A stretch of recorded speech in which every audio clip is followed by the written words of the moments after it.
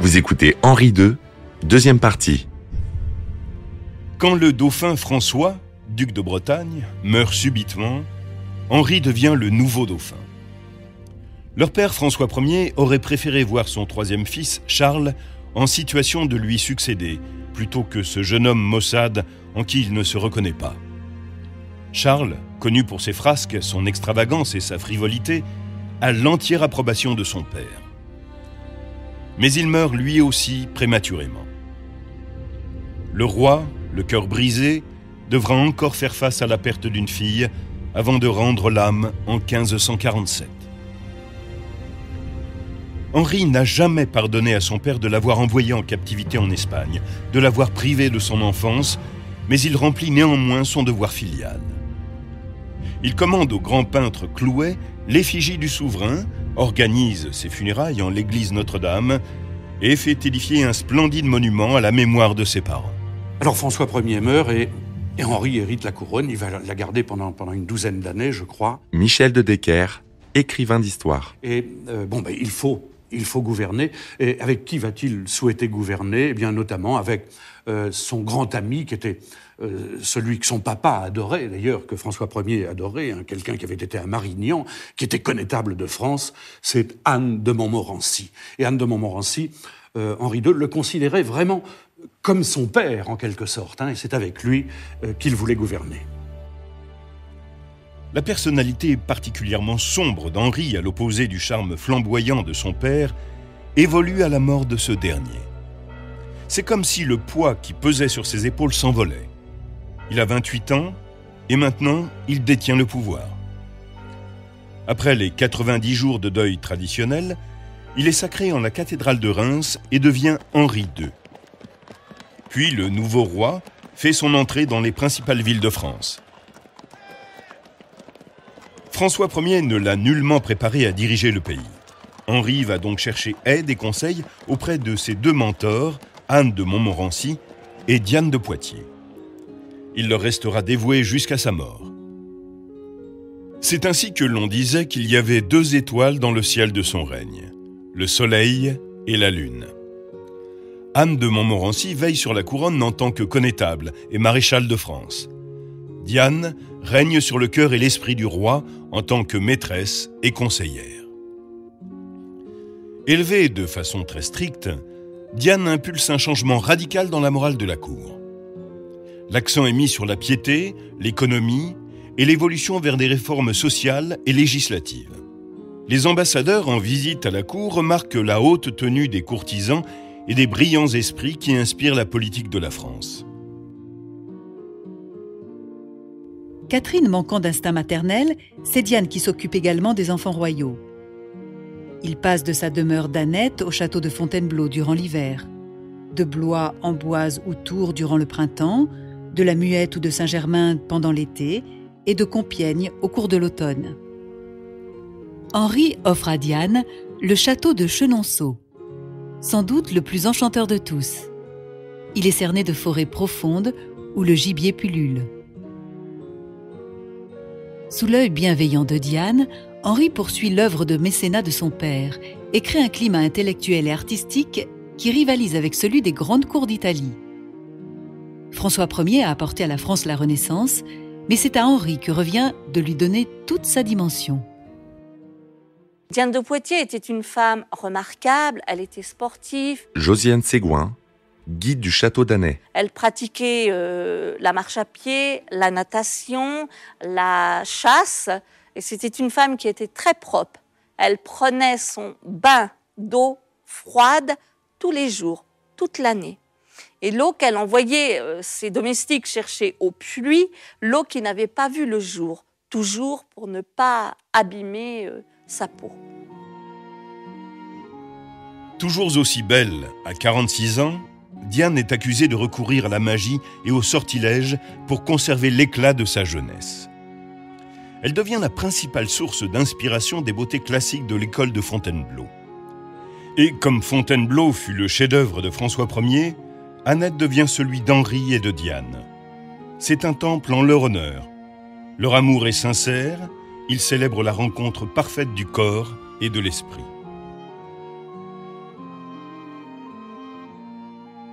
il y a deux types de châteaux au XVIe siècle. Il y a les châteaux de cour, comme Blois, comme Vincennes, comme le Louvre, et puis les châteaux privés, comme Fontainebleau, comme Annette, par exemple, pour ce règne de Henri II. C'est un château qui n'est pas forcément une demeure, une maison qui abrite un amour ou une amitié, puisque l'affection de Henri pour Diane de Poitiers, si elle durera toute la vie de Henri, la relation amoureuse va s'arrêter au début des années 1550.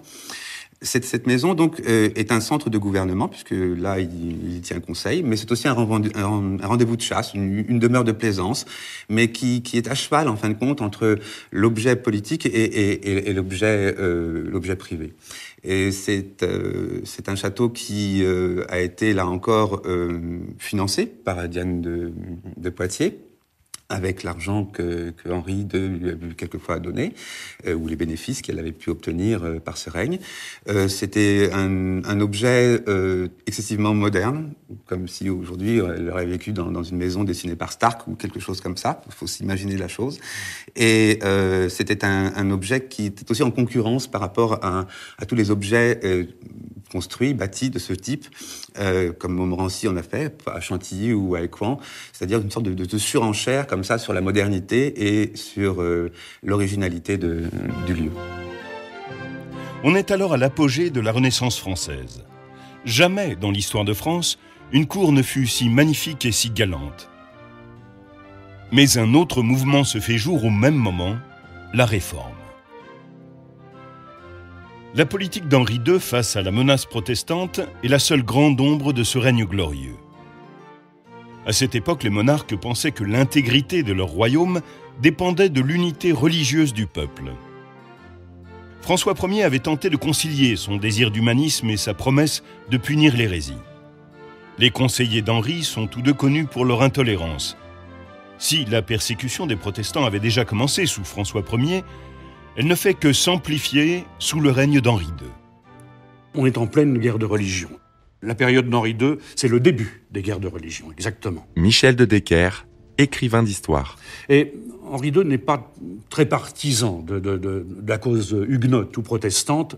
Et en cela, il est extrêmement influencé par Diane de Poitiers, qui a été élevée dans le catholicisme pur et dur, et qui lui dit, à Henri, elle lui dit, il ne faut pas que les huguenots aient une influence considérable. On va d'ailleurs, à cause d'elle, ou grâce à elle, disaient les catholiques de cette époque-là, signer l'édit d'Écouen qui interdisait le culte protestant sur le royaume de France. Et les premiers massacres des protestants vont avoir lieu à cette époque-là, puisque on se moquait de Diane quand elle se promenait, on disait les protestants, nous sommes ici tondus, pendus et brûlés avec le feu qu'elle a au cul. C'est l'expression utilisée dans Paris. Il n'oublie pas non plus les mauvais traitements que Charles Quint lui a infligés en Espagne et lui garde une profonde haine. Quand l'empereur tente d'annexer aux Pays-Bas espagnols Cambrai et les villes principales de la Lorraine, province protégée par la France, Henri II riposte et s'empare de Metz, Toul et Verdun. Entre les Habsbourg et les Valois, la chance continue d'hésiter, comme lors de la lutte pour l'Italie. Une courte trêve est conclue en 1556 après l'abdication de Charles Quint en faveur de son fils Philippe II d'Espagne. Mais en 1557, Marie Tudor, reine d'Angleterre et nouvelle épouse de Philippe, déclare la guerre à la France. Les forces espagnoles envahissent le pays depuis les Pays-Bas et remportent une écrasante victoire à Saint-Quentin. L'armée, venue secourir la forteresse assiégée, est décimée. La tragédie de Saint-Quentin oblige la reine à venir à l'aide de son mari. Pendant cette campagne, Catherine, alors régente, convainc le Parlement de lever des fonds pour continuer la guerre. Ce succès accroît l'admiration du peuple pour sa reine. L'année suivante, les forces françaises bombardent Calais, dernière possession de l'Angleterre sur leur territoire. Cette campagne est caractérisée par la hardiesse de ses dirigeants. La ville sera prise. Fort de ce succès, les Français se dirigent vers Dunkerque et y mettent le feu. Le maréchal de Termes s'empare de la ville qui sera cédée aux Espagnols en 1559 par le traité de Cateau-Cambrésis. toute l'Europe, pratiquement, est en cause. L'Angleterre, la Hollande, l'Espagne. Et tous ces pays-là vont devoir signer les accords de Cateau-Cambrésis, mais en 2 temps d'ailleurs, puisque avec l'Espagne, ça va se signer, je crois que c'est le 3 mars, et puis avec l'Angleterre, le 5 mars. Alors, en quoi consistent ces accords ? Eh bien, ce sont sensiblement des affaires religieuses, parce que Henri II cède toutes ses prétentions sur l'Italie en demandant à l'Espagne de l'aider éventuellement contre les Huguenots. Et avec l'Angleterre, eh bien, il joue le jeu contraire. Il dit à Élisabeth, la reine d'Angleterre, eh bien, écoutez, en effet, vous avez consacré le culte anglican chez vous, je ferme les yeux, mais vous me rendez Calais. Il a récupéré Calais. Cette paix de 1559 est essentielle parce qu'elle va permettre à la fois de mettre un point final à plus de 40 ans de guerre, ce qui n'est pas rien. Didier Le Fur, écrivain et historien. À recréer des liens entre l'Empire, conduit non plus par Charles Quint parce qu'il a abdiqué, mais par son fils Philippe II, et en partie en tout cas, et par l'Angleterre qui maintenant est sous la tutelle de Élisabeth Ier. C'est aussi une période donc où la France va affirmer définitivement, en tout cas pour l'instant, mais c'était dans les textes et ça ne sera plus après, son abandon de l'Italie. Mais cette paix-là encore est à double tranchant, comme toutes les autres paix. C'est-à-dire qu'en gros, si Henri II a accepté cette paix qui paraît pour beaucoup aujourd'hui une paix malheureuse, parce que quand on imagine qu'il a rendu toutes ses conquêtes de son règne, c'est-à-dire la Corse, une partie du Luxembourg, une partie des Flandres et la Savoie, et puis tous ces droits qu'il avait sur Gênes, sur Milan et sur Naples, si on remonte un peu plus haut dans l'histoire, on s'aperçoit que déjà François Ier avait abandonné tous ses droits en Italie. Et puis il y a aussi cette logique qui fait que dans les traités de paix, eh bien, on rend ce qu'on a occupé, mais sur ces terres sur lesquelles on n'a pas de droit.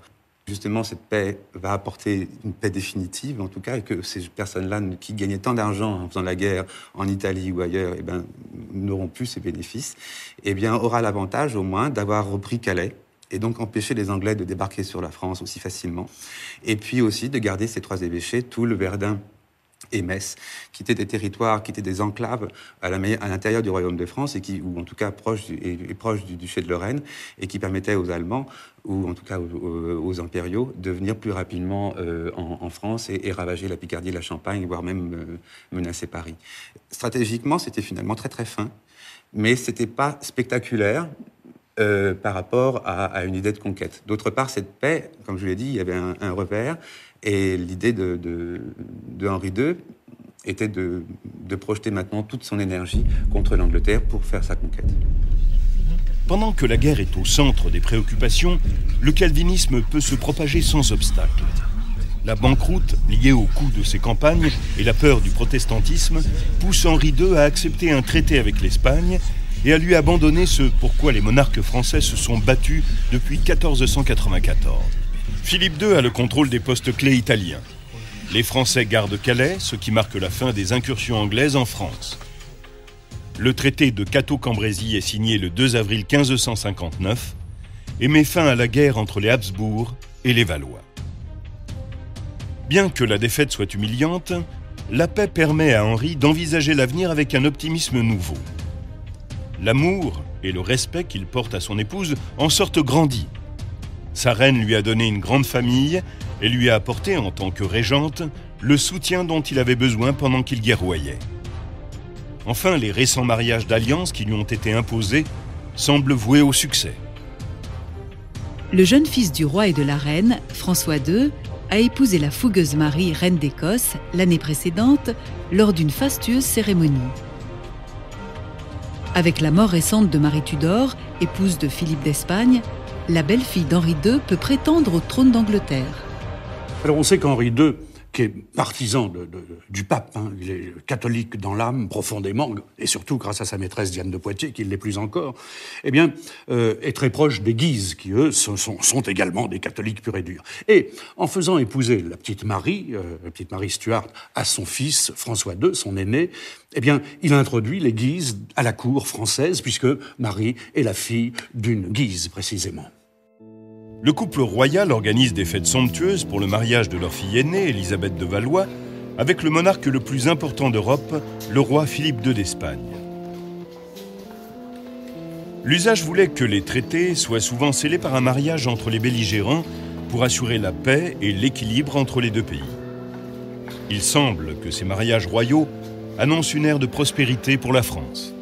Élisabeth de Valois est une des filles de Henri II et va épouser, donc après, comme tous les paix se finissent souvent par des mariages, ou en tout cas, on l'espère, c'est pas toujours le cas, mais bon, en tout cas là, pour cette fois-ci, ce sera le cas. Et donc, elle va épouser Philippe II d'Espagne, et donc liée par le mariage, en plus des traités de paix et de tous les contrats qui ont été faits, donc liés spirituellement deux nations qui se sont fait la guerre pendant 40 ans, c'est-à-dire la France et l'Empire. Au cours des célébrations, un tournoi est organisé au Palais des Tournelles durant 3 jours. Le roi Henri, contre l'avis de ses ministres et de son épouse, participe aux joutes. Au cours des 2 premières journées, le roi montre ses talents et rivalise de prouesse. Mais durant la 3e, il rate son assaut contre le comte de Montgomery, capitaine de sa garde écossaise, et insiste pour faire un nouvel essai. Montgomery et le roi font 2 fois le tour de la lice, se rencontrent et se ratent. À la 3e rencontre, leurs lances volent en éclats. Mais Montgomery ne relève pas la sienne à temps, la pointe perce la visière du aume du roi, entre dans son œil et atteint son cerveau. La reine pousse un hurlement. Les palefreniers se précipitent et saisissent Henri alors qu'il est en train de tomber. Le roi est conduit dans sa chambre au Palais des Tournelles. Doté d'une forte constitution physique, il va agoniser pendant 11 jours, soigné par 2 des médecins les plus éminents de l'époque. Au moment où son état semble s'améliorer et où l'on pense qu'il va se rétablir, une infection se déclare et il succombe le 10 juillet 1559. Le roi demande plusieurs fois à voir sa maîtresse, mais la reine refusera qu'elle entre dans sa chambre. Depuis 25 ans, Catherine de Médicis rêve du jour où Diane va mourir pour gagner enfin l'amour du roi et diriger le royaume à son côté. Ce coup du destin met fin à son rêve. Plongé dans l'une des plus belles histoires d'amour de tous les temps, le roi Henri II n'a eu que peu de temps à consacrer à sa postérité. Il laisse derrière lui 4 fils et une reine qui, à sa mort, va assumer un rôle public après être restée 26 ans dans l'ombre. Elle est alors mère d'un enfant roi dans un royaume en faillite et divisé, sous le regard de 2 autres maisons désireuses de prendre le contrôle du trône. Ce qu'on appelle le règne de Catherine de Médicis va couvrir les 30 dernières années du gouvernement des Valois, c'est-à-dire plus longtemps que celui du roi. Fille d'un célèbre mécène de Florence, Catherine de Médicis est passionnée d'architecture et a le désir de laisser derrière elle de grandes réalisations. Mais avant, elle doit effacer un lourd héritage, l'amour transcendant d'Henri II et Diane de Poitiers. Catherine oblige cette dernière à échanger Chenonceau contre Chaumont et à restituer les bijoux de la couronne. Diane se retire à Annette où elle meurt à l'âge de 66 ans. On procède ensuite à la transformation des monogrammes qui ornaient les châteaux royaux. Henri avait gravé le sien et celui de Diane un peu partout. Les H et D, ou H et un croissant de lune, sont facilement regravés en H et C pour Catherine. Catherine ne portera que du noir jusqu'à sa mort et immortalise son chagrin en choisissant comme symbole une lance. Des miroirs brisés, des nœuds d'amour déchirés et des lettres C et H, symboles de la douleur de Catherine, sont sculptés dans la pierre des édifices. Les projets de construction de Catherine de Médicis comprennent le palais des Tuileries, l'hôtel de la Reine à Paris, des extensions au château de Chenonceau et la chapelle des Valois à Saint-Denis. Le palais des Tournelles, où est mort Henri II, est complètement abandonné. Catherine décide de construire à cet emplacement sa nouvelle résidence parisienne et de tracer des jardins à l'endroit où se trouvaient avant des fabriques de tuiles. Ce sera le jardin des Tuileries. Ces jardins, tout proches du Louvre, où elle a élu domicile, s'étirent le long de la Seine et offrent à l'époque une vue imprenable sur la campagne vers le sud et vers l'ouest. Le palais des Tuileries est le premier palais que Catherine fait sortir entièrement de terre. Il va devenir le plus grand projet de construction du dernier quart du XVIe siècle. L'architecte à l'origine de l'œuvre, Philibert Delorme, a enseigné à la France le style classique, rationnel et régulier. Mais pour Catherine, il y ajoute des ornementations et de riches matériaux. Les colonnes, pilastres et lucarnes des Tuileries sont des chefs-d'œuvre de la sculpture de cette époque. Seul le rez-de-chaussée de la petite galerie sera achevé de son vivant, ce qui permettra à Henri IV d'ajouter un second étage qui reliera les deux palais du Louvre et des Tuileries. À la mort de Delorme, en 1570, c'est Jean Bulan qui lui succède comme architecte en chef auprès de Catherine. Comme elle est lasse de ses appartements du Louvre et a besoin de plus de place pour loger sa famille, qui s'agrandit, Bulan lui construit un nouveau palais, l'Hôtel de la Reine, qu'on appellera plus tard l'Hôtel de Soissons. Il n'en reste aujourd'hui qu'une simple colonne dorique, la colonne de l'horoscope, qui était alors dans la cour. Un escalier mène à une plateforme surmontée d'une cage de fer qui peut contenir 3 personnes. Un balcon cerne le sommet. La fonction de cette colonne n'est pas claire. Elle a pu être un poste d'observation. Peut-être les astrologues de Catherine l'utilisaient-ils pour observer les étoiles. Catherine de Médicis fait d'immenses dépenses pour le palais de Chenonceau. Elle tente de surpasser l'ouvrage de son ancienne rivale. Diane avait ajouté le joli pont en arc qui enjambe le Cher. Catherine construit 2 galeries dans l'extension. Dans les jardins, elle fait aménager des cascades, des ménageries, des volières, ainsi que 3 parcs. Catherine de Médicis est une bâtisseuse comme François Ier l'a été. Et elle est dans la même logique, c'est-à-dire qu'elle construit beaucoup, elle a des tas de projets tout le temps, mais elle finit pas grand-chose. Alors soit parce qu'elle a d'autres idées, soit parce qu'il manque d'argent, soit parce que la cour a changé pour des raisons politiques, on a changé de lieu. Ces constructions personnelles, en fin de compte, elles pourraient se résumer à 3. L'agrandissement de Chenonceau, qui n'est pas rien, le palais des Tuileries, qu'elle va se construire au milieu des jardins du Louvre, et mais qui ne sera pas achevé non plus. Et puis peut-être ce mausolée, dont on oublie souvent l'existence, qu'elle avait voulu construire à l'abbaye de Saint-Denis, juste à côté de l'abbaye, pour faire une sorte de lieu à la gloire de son mari, d'elle et de ses enfants.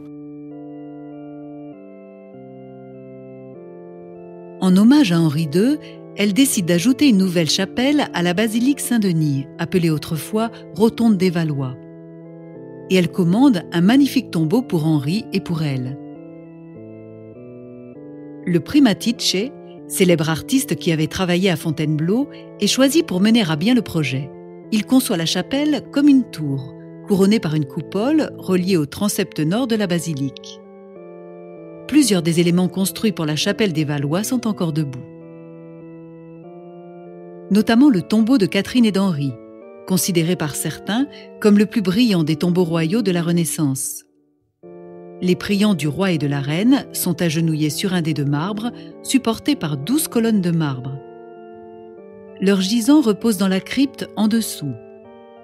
Le corps de Catherine évoque le sommeil plutôt que la mort, tandis qu'Henri tient de manière saisissante sa tête en arrière. Catherine de Médicis, après la mort d'Henri II, un grand projet, évidemment, c'est de faire construire à Saint-Denis, là où tous les rois de France, depuis l'origine, étaient enterrés, la basilique de Saint-Denis. Michel de Decker, écrivain d'histoire. Une merveilleuse chapelle qui s'appellera la chapelle des Valois. Et puis, elle va aussi continuer d'améliorer quelques châteaux. Elle continue l'œuvre architecturale qu'avait souhaité son mari Henri II. Catherine avait été fortement impressionnée par l'exemple de François Ier. Elle reprend sa politique de grandeur, sa volonté de laisser derrière soi des édifices prestigieux, quel qu'en soit le coût. Elle dépense des sommes astronomiques, à une époque où la monarchie est en faillite et son autorité morale sur le déclin. Alors que le pays sombre dans l'anarchie, ses projets deviennent de plus en plus ambitieux. Il reste peu de choses de l'œuvre de Catherine de Médicis. Elle voulait se bâtir une image glorieuse, mais contrairement à son illustre beau-père, elle ne laissera aucun monument significatif en héritage.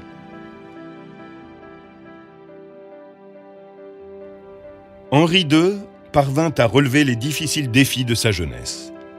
Il devint un roi bon, fort, honnête et loyal.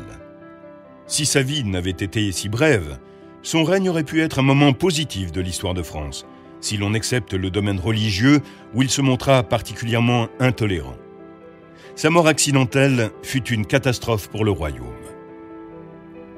La stabilité qu'il incarnait laissa place à la lutte pour la régence avec son cortège d'intrigues, de tromperies et de troubles internes, tels qu'on n'en avait jamais vu auparavant à la cour de France, et qui conduisit aux guerres de religion.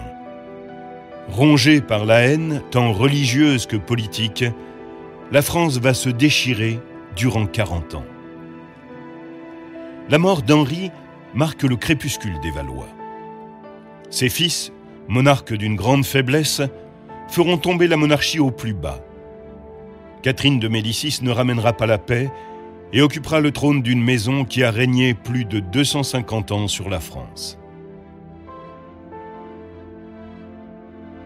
Le magnifique palais des Tuileries n'a pas survécu à la Révolution, si bien que les derniers rois de la maison des Valois n'ont marqué les mémoires que par leur histoire tragique et leur faiblesse qui a précipité leur fin.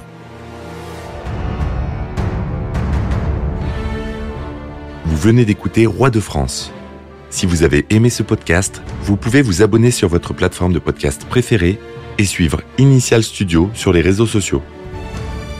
Roi de France est un podcast coproduit par Initial Studio et Merapi, adapté de la série documentaire audiovisuelle éponyme produite par Merapi. Cet épisode a été écrit par Thierry Bruand et Dominique Mougenot. Il a été réalisé par Franck Courvoisier. Production exécutive du podcast, Initial Studio. Production éditoriale, Sarah Koskiewicz et Mandy Lebourg, assistée de Sidonie Cotier.